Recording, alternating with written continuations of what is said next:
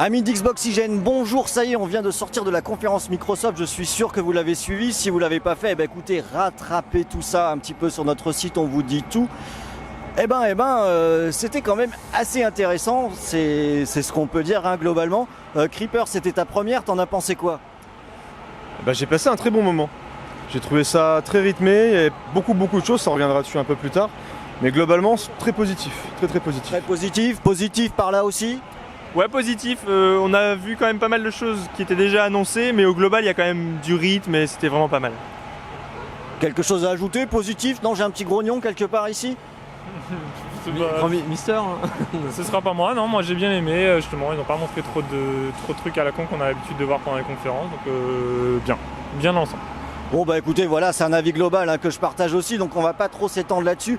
Là, sur cette vidéo, on va faire quelque chose de relativement court parce que je pense qu'on pourrait en parler pendant des heures. On va y revenir un petit peu plus tard avec une autre vidéo qui présentera un petit peu un bilan de la totalité des conférences.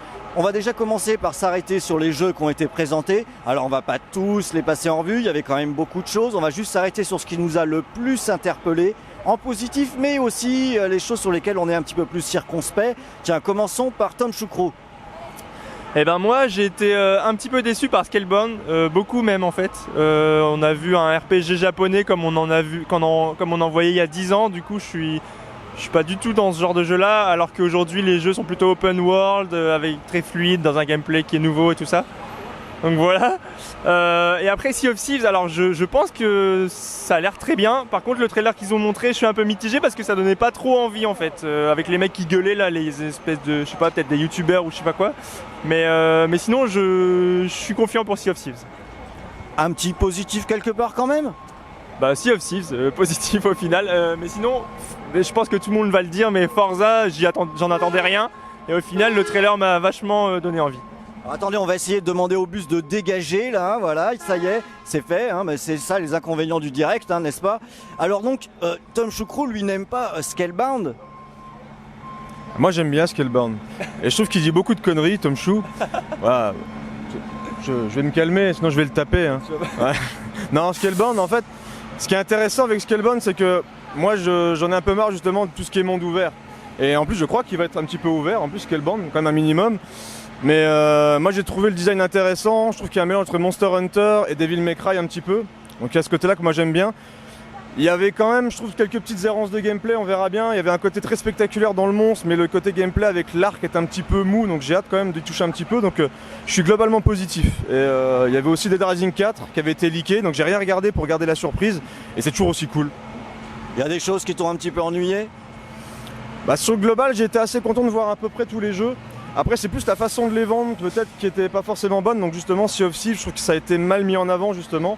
Et aussi, Record, qui m'a un peu déçu. Bon, on va continuer dans ce sens-là, cette fois-ci, après tout. Alors, écoutez, dans les positifs, moi aussi, j'ai Forza qui m'a beaucoup plu.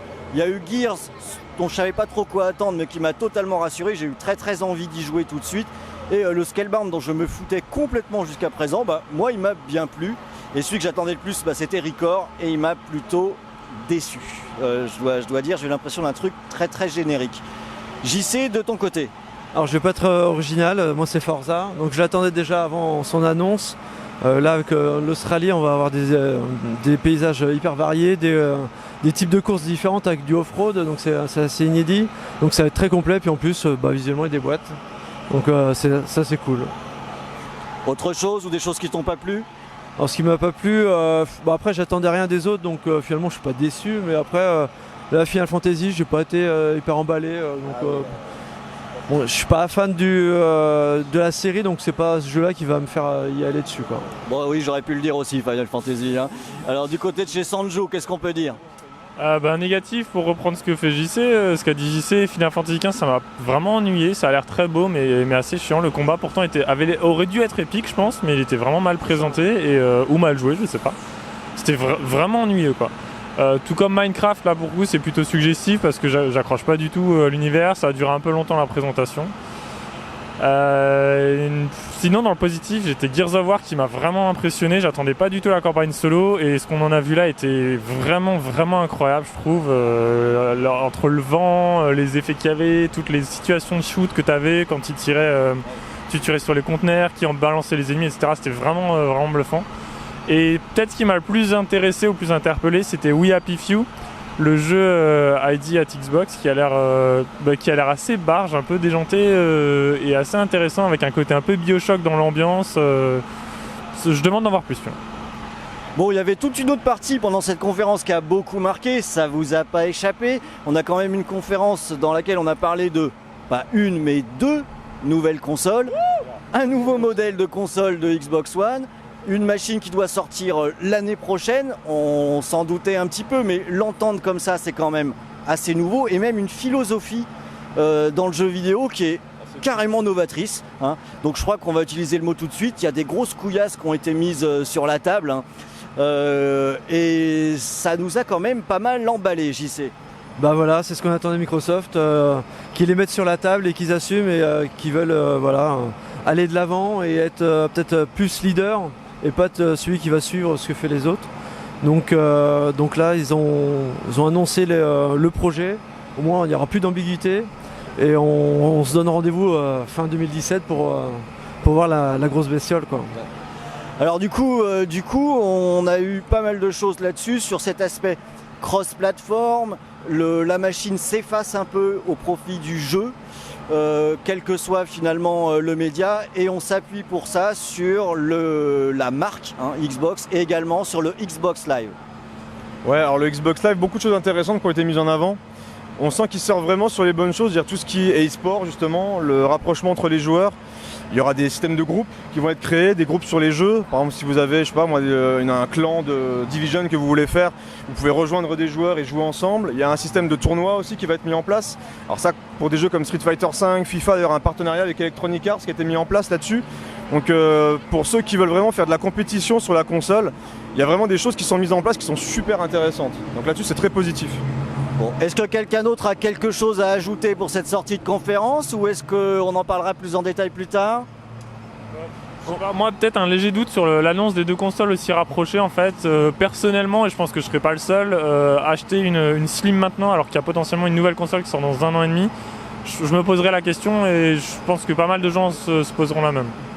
Bonne question, je pense qu'on va le développer là un petit peu plus tard dans notre podcast spécial qu'on enregistrera plus tard. Quelque chose d'autre? Ou on les laisse tranquilles pour l'instant? Ouais, la Scorpio dans 1 an. On attend la Scorpio dans 1 an. Ils ont eu les couilles de déjà donner des chiffres en fait, 6 teraflops, comme ça avait été pensé il y a quelques jours. Donc je pense que Microsoft va être beaucoup questionné là-dessus dans les prochains jours, mais ils vont dire on attendra d'en parler au moins avant la Gamescom, voire pas avant l'année prochaine, quoi. Donc c'est que le début, c'est déjà prometteur. Ils aplanissent tout, on fait un Xbox Live pour tout le monde, des consoles pour tout le monde, les jeux qui marchent partout. On dirait qu'ils refont un peu la marque Xbox en fait, et du coup il n'y a plus qu'à attendre de voir ce qu'ils vont faire avec. Bon, on a beaucoup à dire, beaucoup à parler. Il y a fort à parier que ça va beaucoup discuter de ça dans les travées du salon.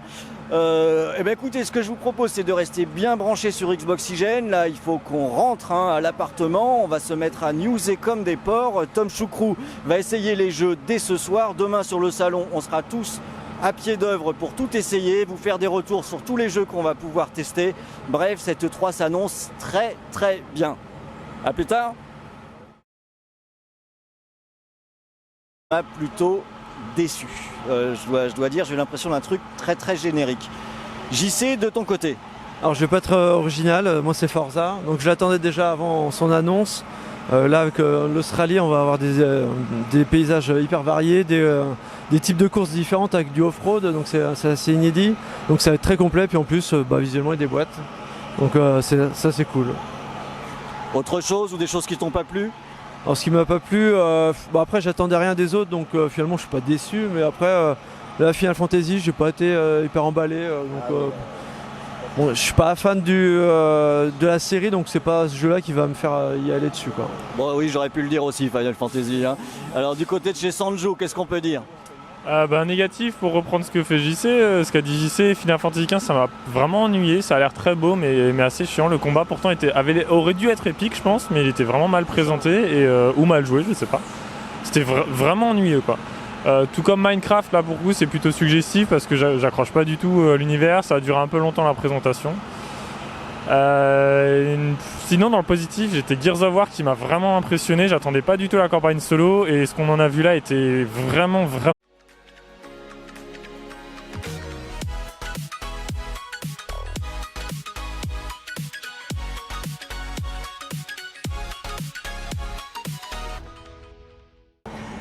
Amis d'Xboxygène, bonjour, ça y est, on vient de sortir de la conférence Microsoft, je suis sûr que vous l'avez suivi. Si vous ne l'avez pas fait, écoutez, rattrapez tout ça un petit peu sur notre site, on vous dit tout.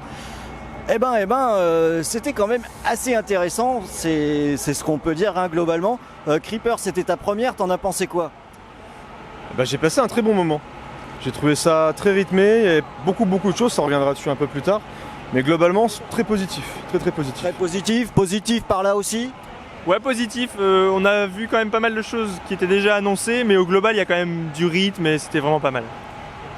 Quelque chose à ajouter? Positif? Non, j'ai un petit grognon quelque part ici? Mister Ce sera pas moi, non, moi j'ai bien aimé. Justement, ils n'ont pas montré trop de trucs à la con qu'on a l'habitude de voir pendant les conférences, donc bien dans l'ensemble. Bon écoutez, voilà, c'est un avis global que je partage aussi, donc on va pas trop s'étendre là-dessus. Là, sur cette vidéo, on va faire quelque chose de relativement court parce que je pense qu'on pourrait en parler pendant des heures. On va y revenir un petit peu plus tard avec une autre vidéo qui présente. Vraiment incroyable, je trouve, entre le vent, les effets qu'il y avait, toutes les situations de shoot que tu avais quand tu tirais sur les conteneurs, qui en balançaient les ennemis, etc. C'était vraiment bluffant. Et peut-être ce qui m'a le plus intéressé ou plus interpellé, c'était We Happy Few. Le jeu ID at Xbox qui a l'air assez barge, un peu déjanté et assez intéressant avec un côté un peu Bioshock dans l'ambiance. Je demande d'en voir plus. Bon, il y avait toute une autre partie pendant cette conférence qui a beaucoup marqué, ça vous a pas échappé. On a quand même une conférence dans laquelle on a parlé de, pas une mais deux nouvelles consoles, un nouveau modèle de console de Xbox One, une machine qui doit sortir l'année prochaine, on s'en doutait un petit peu, mais l'entendre comme ça, c'est quand même assez nouveau, et même une philosophie dans le jeu vidéo qui est carrément novatrice. Donc je crois qu'on va utiliser le mot tout de suite, il y a des grosses couillasses qui ont été mises sur la table, et ça nous a quand même pas mal emballé, JC. Voilà, c'est ce qu'on attendait de Microsoft, qu'ils les mettent sur la table et qu'ils assument et qu'ils veulent aller de l'avant et être peut-être plus leader et pas être celui qui va suivre ce que fait les autres. Donc là, ils ont annoncé un petit peu un bilan de la totalité des conférences. On va déjà commencer par s'arrêter sur les jeux qui ont été présentés. Alors on va pas tous les passer en revue, il y avait quand même beaucoup de choses. On va juste s'arrêter sur ce qui nous a le plus interpellé, en positif, mais aussi les choses sur lesquelles on est un petit peu plus circonspect. Tiens, commençons par Tom Choucroux. Moi j'ai été un petit peu déçu par Scalebound, beaucoup même en fait. On a vu un RPG japonais comme on en voyait il y a 10 ans, du coup je suis pas du tout dans ce genre de jeu là, alors qu'aujourd'hui les jeux sont plutôt open world, avec très fluide, dans un gameplay qui est nouveau et tout ça. Donc voilà. Et après Sea of Thieves, alors je pense que ça a l'air très bien. Par contre le trailer qu'ils ont montré, je suis un peu mitigé parce que ça donnait pas trop envie en fait. Avec les mecs qui gueulaient là, les espèces de, je sais pas, peut-être des youtubeurs ou je sais pas quoi. Mais sinon je suis confiant pour Sea of Thieves. Un petit positif quelque part quand même? Sea of Thieves, positif au final. Mais sinon, je pense que tout le monde va le dire, mais Forza, j'en attendais rien. Et au final le trailer m'a vachement donné envie. Alors, attendez, on va essayer de demander au bus de dégager là, voilà, ça y est, c'est fait, mais c'est ça les inconvénients du direct, n'est-ce pas? Alors donc, Tom Choucroux, lui, n'aime pas Scalebound. Moi j'aime bien Scalebound. Et je trouve qu'il dit beaucoup de conneries, Tom Chou. Voilà. Je vais me calmer, sinon je vais le taper. Ouais. Non, Scalebound, en fait, ce qui est intéressant avec Scalebound, c'est que moi j'en ai un peu marre justement de tout ce qui est monde ouvert. Et en plus je crois qu'il va être un petit peu ouvert, en plus Scalebound, quand même un minimum. Mais moi j'ai trouvé le design intéressant, je trouve qu'il y a un mélange entre Monster Hunter et Devil May Cry un petit peu. Donc il y a ce côté là que moi j'aime bien. Il y avait quand même, je trouve, quelques petites errances de gameplay, on verra bien. Il y avait un côté très spectaculaire dans le monstre, mais le côté gameplay avec l'arc est un petit peu mou, donc j'ai hâte quand même d'y toucher un petit peu. Donc je suis globalement positif. Et il y avait aussi Dead Rising 4 qui avait été leaké, donc j'ai rien regardé pour garder la surprise. Et c'est toujours aussi cool. Il y a des choses qui t'ont un petit peu ennuyé? Sur le global, j'ai été assez content de voir à peu près tous les jeux. Après c'est plus la façon de les vendre peut-être qui était pas forcément bonne, donc justement Sea of Thieves, je trouve que ça a été mal mis en avant justement. Et aussi Record, ça m'a un peu déçu. Bon, on va continuer dans ce sens-là, cette fois-ci, après tout. Alors écoutez, dans les positifs, moi aussi j'ai Forza qui m'a beaucoup plu. Il y a eu Gears, dont je savais pas trop quoi attendre, mais qui m'a totalement rassuré. J'ai eu très envie d'y jouer tout de suite. Et le Scalebound, dont je me foutais complètement jusqu'à présent, moi il m'a bien plu. Et celui que j'attendais le plus, c'était Recore. Et il